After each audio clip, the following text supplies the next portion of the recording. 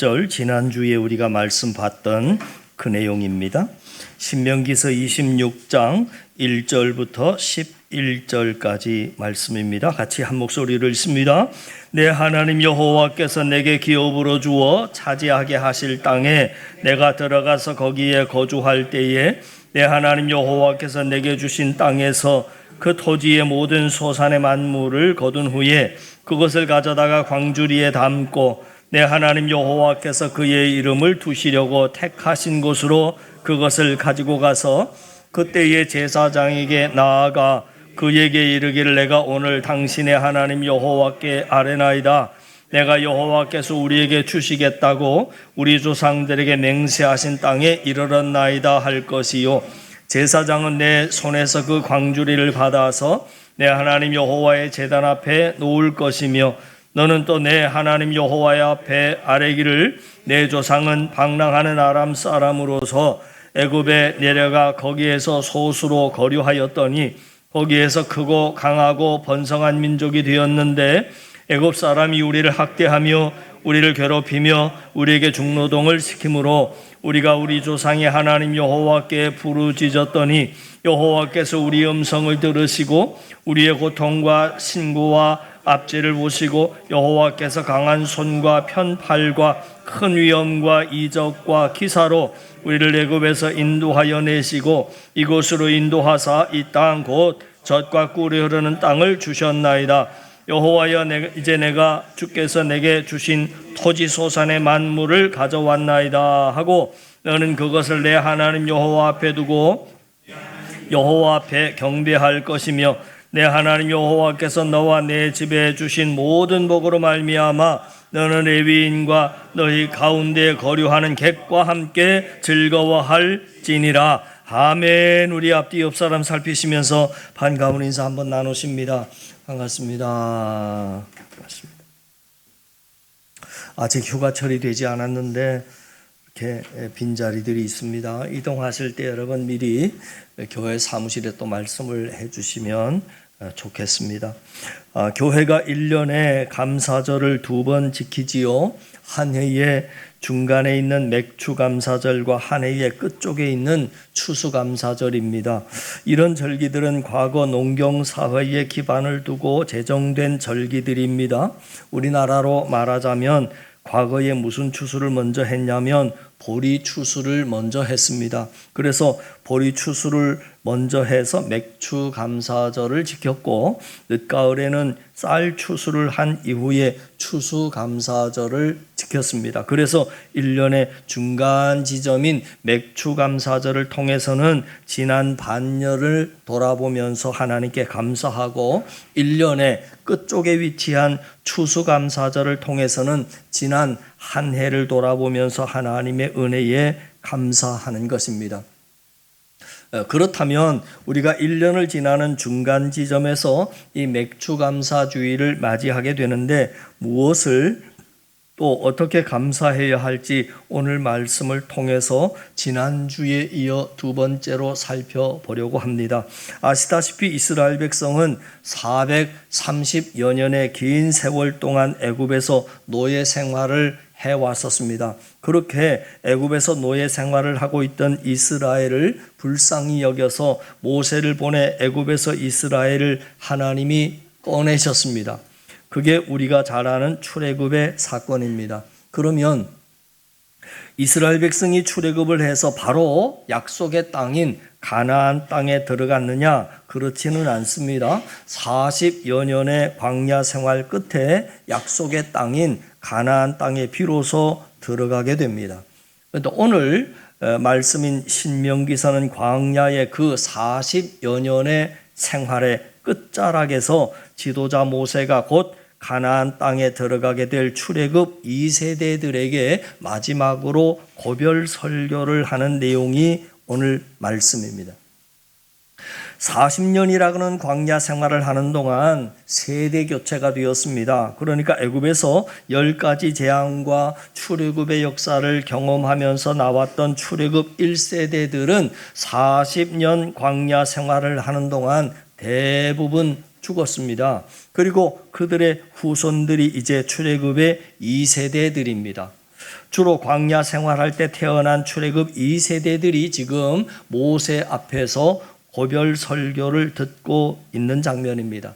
모세는 자신은 가나안 땅에 들어가지 못할 것을 알았습니다. 그래서 가나안 땅에 곧 들어가게 될 출애굽 2세대들은 과거 애굽의 역사를 모릅니다. 애굽에서 하나님이 어떤 큰 능력으로 우리를 인도하셨는지 그러한 과거의 은혜의 역사를 잘 모르기 때문에 모세는 출애굽의 2세대들에게 과거에 있었던 하나님의 놀라운 능력과 은혜들과 생명의 말씀을 잊지 않도록, 그리고 곧 들어가게 될 가나안 땅에서 앞으로 너희가 어떻게 살아야 할지를 마지막으로 조언을 해주고 있는 것입니다. 이게 바로 신명기서의 말씀입니다.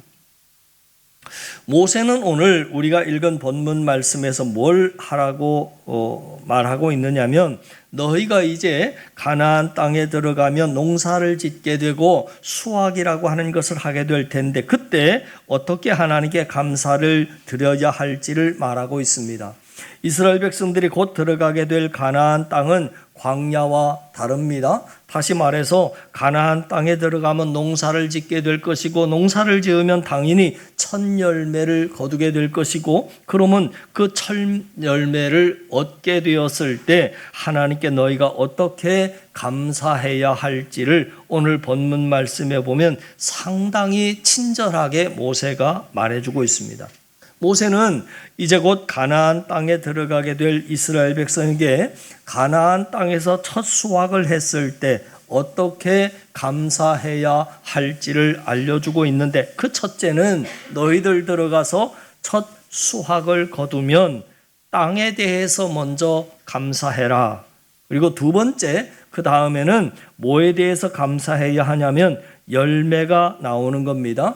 땅에 대해서 먼저 감사한 다음에 열매에 대해서 감사하라는 겁니다. 여기까지가 지난 시간에 우리가 함께 생각해 봤던 내용입니다. 오늘은 그 다음 이야기를 이어가려고 합니다.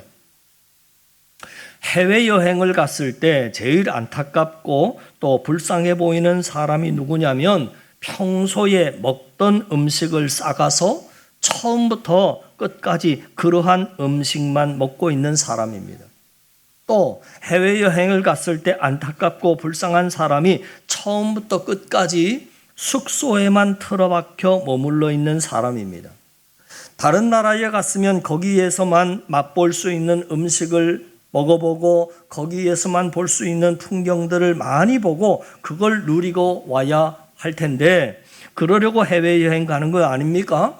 거기까지 가서 평소에 먹던 음식만 먹고 있고 숙소에만 틀어박혀 있을 거면 뭐하러 해외에 비싼 돈 주고 가서 거기에서 있겠습니까? 그건 여러분, 우리 신앙생활의 성도들도 마찬가지입니다. 하나님이 우리를 주 안에서 생명과 신앙의 땅으로 옮겨 놓으셨습니다. 그러면 이 생명과 신앙의 땅에서만 누릴 수 있는 것이 있습니다. 하나님이 우리를 믿음과 신앙의 자리에 옮겨 놓음으로 말미암아 우리만 누릴 수 있는 것을 풍성히 누리며 살아가야 하는데, 우리는 그것이 무엇인지도 몰라서 누리지도 못하고 관심도 없어 보입니다. 분명히 생명과 구원의 땅에 들어왔는데 여전히 세상 문화만 쳐다보면서 세상 문화만 즐기고 살아간다면 그것이 해외여행 가서 계속해서 평소에 먹던 음식만 먹고 있는 것과 다를 바가 무엇이 있겠는가 하는 말씀입니다. 구원과 생명의 땅까지 왔으면서도 여전히 세상 문화만 즐기고 있고, 성경은 일주일 단 한 장도 읽지 않고 하루에 기도 10분도 하지 않고 살다가 맥주 감사절을 맞이해서 어떤 열매를 맺었는가라고 물어보면 세상 사람들도 얻을 수 있는 운전면허증 꺼내놓고 운전면허증 땄습니다. 또 결혼한 사람은 자녀 성적이 올랐습니다. 더 좋은 집으로 이사했습니다. 라고 대답을 한다면, 그런 열매는 굳이 약속의 땅에 들어오지 않고 예수님 믿지 않아도, 믿음과 신앙의 땅에 들어오지 않아도 세상 사람들도 얼마든지 맺을 수 있는 열매 아닙니까? 운전면허증 따는 게 나쁜 건 아닙니다. 자녀 성적 오르고 더 좋은 집으로 이사하는 것도 좋은 일입니다. 그것도 당연히 감사해야 합니다. 그러나 제가 하고 싶은 말은 우리가 하나님 앞에 감사해야 할 열매들을 꺼내놓을 때 애굽 사람들도 얻을 수 있는 열매만 꺼내놓으면 안 되지 않겠는가? 그 말씀을 드리고 있는 겁니다.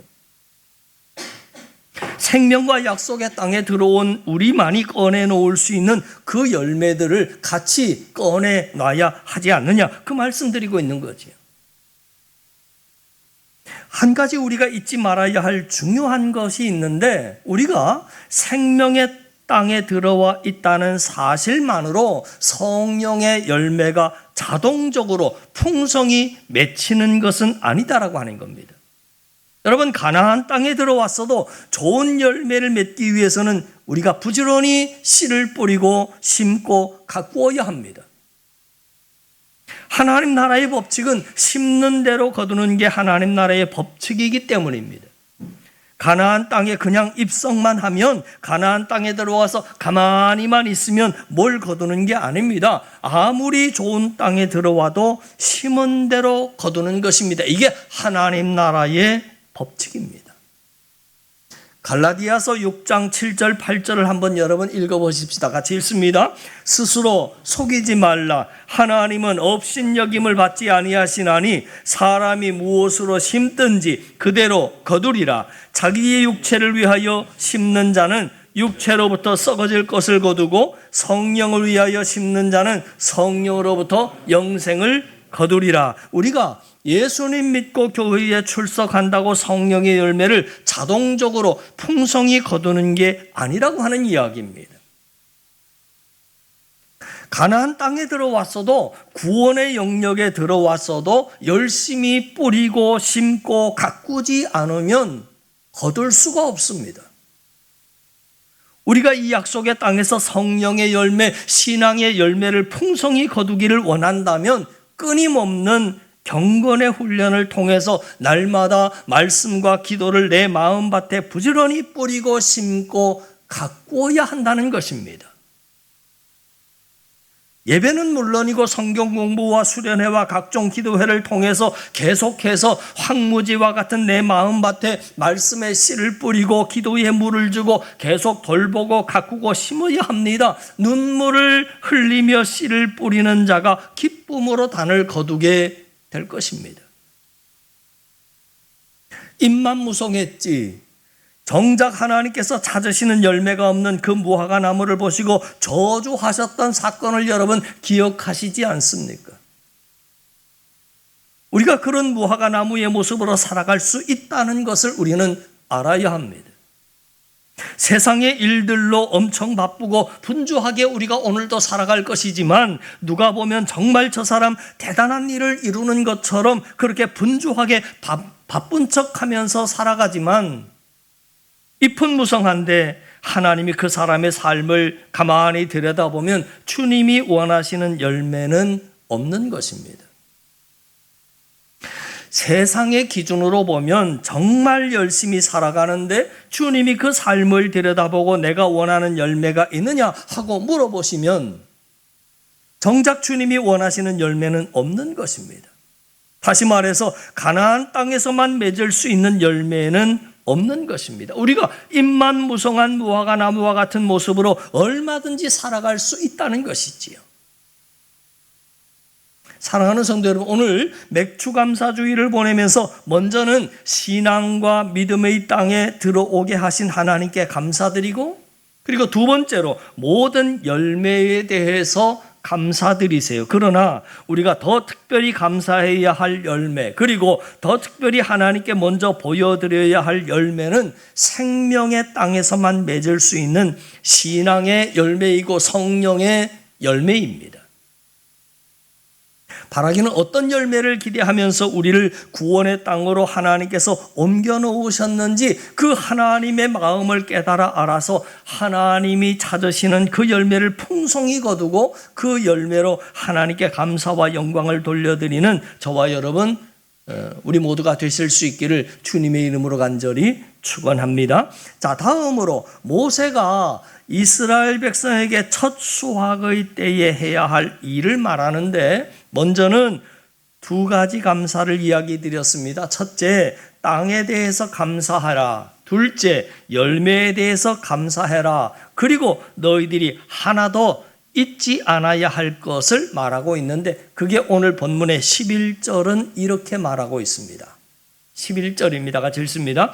내 하나님 여호와께서 너와 내 집에 주신 모든 복으로 말미암아 너는 레위인과 너희 가운데 거류하는 객과 함께 즐거워할지니라. 지금 이 말씀이 어떤 말씀이냐면, 하나님께서 약속의 땅에 들어가서 풍성한 수확물을 거두게 해 주실 때 첫 열매를 가지고 하나님께 감사드리는 것은 그건 당연한 것이고, 거기서 멈추지 말고 너희들이 하나 더 해야 할 게 있다. 방금 11절에 보니까 너는 레위인과 너희 가운데 거류하는 객과 함께 즐거워할지니라, 이렇게 나와 있습니다. 지금 이 말씀이 어떤 말씀이냐면요, 하나님의 은혜로 거둔 그 수확물을 가지고 너희들 배만 채우지 말고 레위인이나 거류하는 객들과 함께 나누고 함께 즐겨야 한다 하는 것입니다. 여기서 여러분, 레위인은 누구를 말하느냐면, 레위인은 오늘날로 말하자면 목회자들입니다. 그리고 거류하는 객들은 불쌍한 자 그리고 소외된 자들을 총칭하는 그러한 표현이라고 봐도 좋을 것입니다. 우리가 이 말씀을 보다 더 잘 이해하기 위해서 신명기서 16장 13절 14절 말씀을 보시면 조금 더 이 말씀을 이해하는데 도움이 됩니다. 13절 같이 읽습니다. 너희 다장마당과 포도주 틀에 소출을 거두어 들인 후에 이레 동안 초막절을 지킬 것이요, 절기를 지킬 때에는 너와 내 자녀와 노비와 내 성중에 거주하는 레위인과 객과 고아와 과부가 함께 즐거워하되. 그러니까 아까 우리가 봤던 오늘 본문 말씀에서는 레위인과 객만 나왔는데, 신명기서 16장을 보니까 훨씬 더 구체적으로 나옵니다. 절기를 지킬 때 자녀가 나오고 노비가 나오고 레위인도 나오고 객이 나오고 고아가 나오고 과부가 나옵니다. 자, 이 사람들의 공통점이 뭐냐면 자력으로 생계가 어려운 사람들을 말합니다. 그래서 첫 번째, 자녀가 나왔습니다. 자녀는 스스로 생계를 책임지지 못하는 자들입니다. 부모가 먹을 것을 줘야 하고 부모가 책임져 줘야 할 사람이 자녀입니다. 그리고 그 다음에 나오는 노비는 노예, 종입니다. 주인이 먹을 것을 주지 않으면 먹고 살 수 없는 사람들입니다. 또 레위인은 오늘날로 말하자면 목회자라 그랬는데, 그때나 지금이나 목회자는 직업이 없습니다. 그냥 하나님의 전에서 하나님의 말씀을 가르치고 섬기는 사람들입니다. 그래서 소위 말하자면 이스라엘 백성이 거둔 소출을 레위인에게 나누어 줘서 함께 먹고 살게 만들어야 한다는 겁니다. 그 다음 객과 고아와 과부가 나오는데, 구약 성경에서 가난하고 불쌍한 사람의 대명사로 쓰일 때 고아와 과부가 나옵니다. 이들과 함께 너희들의 소출을 반드시 나누라 하는 겁니다. 이게 절기 안에 들어있는 하나님의 뜻입니다. 아주 중요한 정신입니다. 그 모든 게 진짜 하나님이 주셨음을 너희들이 인정한다면 너만을 위해서 준 게 아니니까 주위의 이웃과 나누라 하는 것입니다. 사실 우리 교회를 비롯해서 대부분의 교회가 이것을 잘 지키고 있습니다. 여러분이 낸 헌금을 통해서 이 교회를 운영하는 모든 비용만 충당하는 것이 아니라 우리 교회 목회자의 생활비를 그것으로 지급하고 있습니다. 그러니까 이미 그 헌금을 통해서 나누고 있는 것이지요.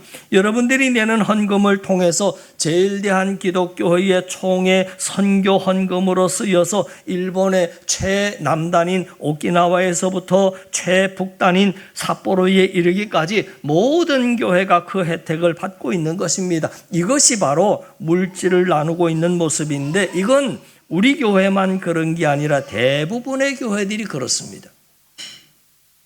그러나 우리는 오늘 맥추감사주의를 준비하면서 이 말씀을 보면서 지금 이 수준에서 만족할 것이 아니라 하나님 내게 주신 은혜로 주신 것들을 더 많이 풍성히 나누는 우리 교회가 되게 해주세요. 기도하면서 더 힘써야 할 줄을 믿습니다. 우리가 맥추감사절기를 만나면 제일 먼저 해야 할 감사는 열매에 대한 감사, 그리고 그 땅에 대한 감사입니다. 그래서 과거에는 우리가 애굽에 있었던 사람인데 하나님의 은혜로 어느 순간 가나안 땅에 서게 됐습니다.